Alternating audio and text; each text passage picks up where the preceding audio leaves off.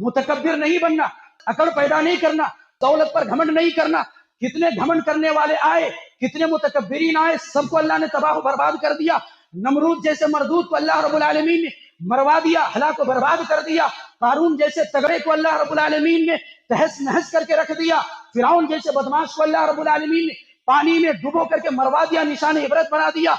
अबू जहल जैसे दुश्मन रसूल को अल्लाह रब्बुल आलमीन ने जो है बिल्कुल उसके अकड़ की वजह से अल्लाह ने इस तरीके से पकड़ा कि दुनिया ने देखा, निशान इबरत बना दिया, जलीलो खार होकर के मरा। मिसालें पेश करने का मकसद ये है कि जितने मुतकब्बिरीन आए, कोई रहा नहीं, किसी की चली नहीं, दुनिया में किसी की नहीं चलती, अल्लाह रब्बुल आलमीन की चलती है। कुर्बानी का एक अजीम मकसद ये है, फलहु अस्लिमू, अल्लाह जो कहे लॉजिक नहीं इस्तेमाल करना है, हमारी अकल में समझ में नहीं आती, हमारे खिलाफ ये बात है, हमारे मसलक के खिलाफ है, हमारे मिजाज के खिलाफ है। जनाब ऐसा नहीं चलता है। कुर्बानी का जानवर बाद में ज़बह करना, पहले अपने आप को झुकाना है। अल्लाह रब्बुल आलमीन कह रहा है कि देखो कुर्बानी हम इसलिए करवाते हैं, ये बड़े बड़े जानवर ऊंट, गर्चे आप नहीं करते हैं, ऊंट कितना बड़ा जानवर है, हमसे कहीं ज्यादा ताकतवर है। अगर वो जानवर अपने मिजाज पे आ जाए, अपने फितरत पे आ जाए, तो मुझ जैसे कमजोर इंसानों को चटनी बना के रख दे।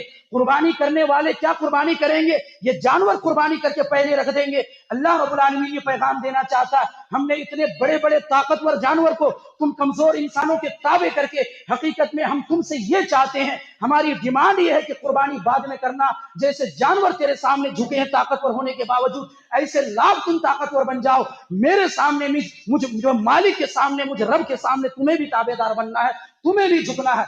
जानवर आपके सामने झुक जाए ये बहुत बड़ी बात नहीं, आप रब के सामने झुके ये बड़ी बात है। यही कुर्बानी का एक अजीम मकसद है। अल्लाह रब्बुल आलमीन इसी को कहा वबश्शिरिल मुख्बितीन। हमने कुर्बानी मशरू इसलिए किया ताकि आजिज़ी पैदा हो, ताकि झुकाव पैदा हो, ताकि जो आपके अंदर मेरे अंदर लचक पैदा हो, नरमी पैदा हो।